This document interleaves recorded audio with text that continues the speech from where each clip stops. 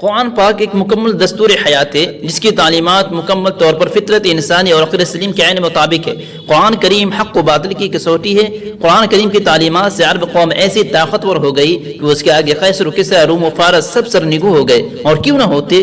یہ احکم الحاکمین کا کلام ہے، سلطان السلاطین کا فرمان ہے، سطوت و جبروت والے بادشاہ کا قانون ہے، جس کی ہمسری آج تک نہ کسی بڑے سے بڑے آدمی سے ہوئی اور نہیں ہو سکتی ہے۔ یہی تو وجہ تھی کہ جب حضرت اکرمہ رضی اللہ عنہ کلام پاک کو تلاوت کے لیے کھولتے تھے تو بے ہوش ہو کر گر جایا کرتے تھے، اور ان کی زبان پر یہ کلمات جاری ہو جایا کرتے تھے، ھذا کلام ربی، ھذا کلام ربی، یہ میرے رب کا کلام ہے، یہ میرے رب کا کلام ہے، میں اس کو اپنی زبان سے کیسے ادا کر سکتا ہوں۔ یہی وہ کتاب ہے جس کے نازل ہونے کی خوشخبری تمام سابقہ انبیاء علیہ السلام نے دی۔ یہی وہ خدائی کلام ہے جو لوح محفوظ میں تحریر ہے اور جس کی حفاظت پر مقرر ترین فرشتے مامور ہے۔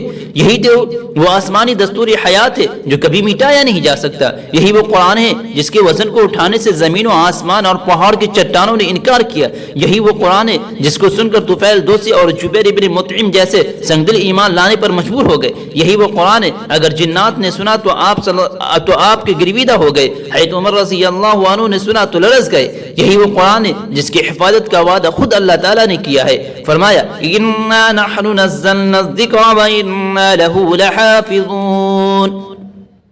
یہی تو وجہ ہے کہ ہر زمانے میں قرآن کریم کو ختم کرنے کی کوشش کی گئی۔ انگریز ہندوستان میں آیا، تقریباً 3 لاکھ قرآن پاک کے نسخے کو نظر آتش کیا گیا، علماء اور حفاظ کو پھانسی پر لٹکایا گیا، لیکن قرآن پر کسی قسم کی آنچ نہ آ سکی۔ آخر مجبور ہو کر انگریزوں کو کتوں کی طرح بھاگنا پڑا۔ فانوس بن کے جس کی حفاظت ہوا کرے، وہ شمع کیا بوجھے جسے روشن خدا کرے۔ تحریف سے پاک ہے، شکوک و شبہات کی اس میں کوئی گنجائش نہیں ہے۔ خالق دو جہاں نے تو شروع ہی میں کہہ دیا ذالک الکتاب لا ریب فیہ، کہ ایک ایسی کتاب جس میں کوئی شک و شبہ نہیں ہے۔ قرآن پاک اللہ کی وہ عظیم امانت ہے جس کو اللہ تعالیٰ نے آسمانوں پر پیش کیا تو وہ لرز گئے، زمینوں پر پیش کیا تو وہ کانپ گئی، اگر پہاڑوں پر پیش کیا جاتا تو وہ ہمارے خوف و دہشت کی چیخنے لگتے۔ خود قرآن نے اس کا نقشہ کھینچتے ہوئے فرمایا ہے اِنَّا عَرَضْنَا الْأَمَانَةَ عَلَى السَّمَاوَاتِ وَالْأَرْضِ وَالْجِبَالِ فَأَبَيْنَ أَن يَحْمِلْنَهَا وَأَشْفَقْنَ مِنْهَا وَحَمَلَهَا الْإِنسَانُ۔ اللہ تبارک و تعالیٰ فرماتے ہیں کہ ہم نے اس امانت کو آسمانوں، زمین اور پہاڑوں پر پیش کیا تو انہوں نے اس کے اٹھانے سے انکار کر دیا اور ڈر گئے، کانپنے لگے، لیکن انسان اس امانت کو اٹھا لیا۔ آسمانوں، زمین اس کے وزن کو اٹھاتے بھی تو کیسے قرآن پاک کے وزن کو دیکھو کہ اللہ نے آپ صلی اللہ علیہ وسلم کی بعثت کے مقصد کو بیان کرتے ہوئے فرمایا وَيُعَلِّمُهُمُ الْكِتَابَ وَالْحِكْمَةَ، کہ رسول اللہ صلی اللہ علیہ وسلم لوگوں کو علم و حکمت کی باتیں سکھاتے ہیں۔ مفسرین حضرات لکھتے ہیں کہ یہاں آیت کریمہ میں کتاب سے مراد کیا ہے، پھر جواب دیتے ہوئے فرمایا کہ یہاں کتاب سے مراد وہ کتاب ہے جس کی تعریف لا رطب ولا یابس الا فی کتاب مبین سے کی گئی ہے۔ کوئی خشک و تر ایسا نہیں جو اس میں نہ ہو۔ کائنات کے سارے خزانے، قیامت تک کے تمام علوم، سب کچھ اللہ نے اس میں جمع کر دیا گیا ہے۔ گویا کہ اللہ رب العزت نے سمندر کو کوزے میں سمیٹ کر رکھ دیا ہے۔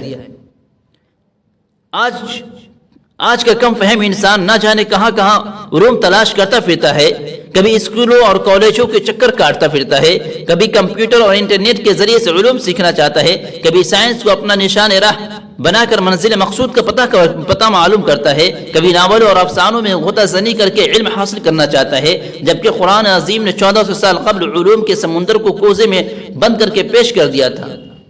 ذرا دیکھیے تو صحیح قرآن کریم کس طرح ہماری رہنمائی کرتا ہے۔ اگر تمہیں علم تاریخ سیکھنا ہے تو قرآن سے سیکھو، قرآن سکھاتا ہے۔ فرمایا لَقَدْ كَانَ فِي قَصَصِهِمْ عِبْرَةٌ لِأُولِي الْأَلْبَابِ، اگر تمہیں علم میراث حاصل کرنا ہو تو قرآن سے حاصل کرو، خود قرآن سکھاتا ہے۔ فرمایا يُوصِيكُمُ اللَّهُ فِي أَوْلَادِكُمْ لِلذَّكَرِ مِثْلُ حَظِّ الْأُنثَيَيْنِ، اگر تم علم جغرافیہ پڑھنا چاہتے ہو تو آؤ قرآن پڑھاتا ہے، پڑھو۔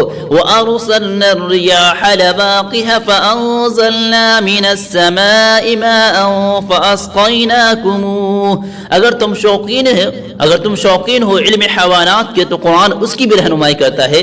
دیکھو أَفَلَا يَنظُرُونَ إِلَى الْإِبِلِ كَيْفَ خُلِقَتْ، تمہیں دنیا ہی کمانی ہے تو کیمیا گری قرآن سے سیکھو۔ قرآن کہتا ہے وَإِنَّ لَكُمْ فِي الْأَنْعَامِ لَعِبْرَةً،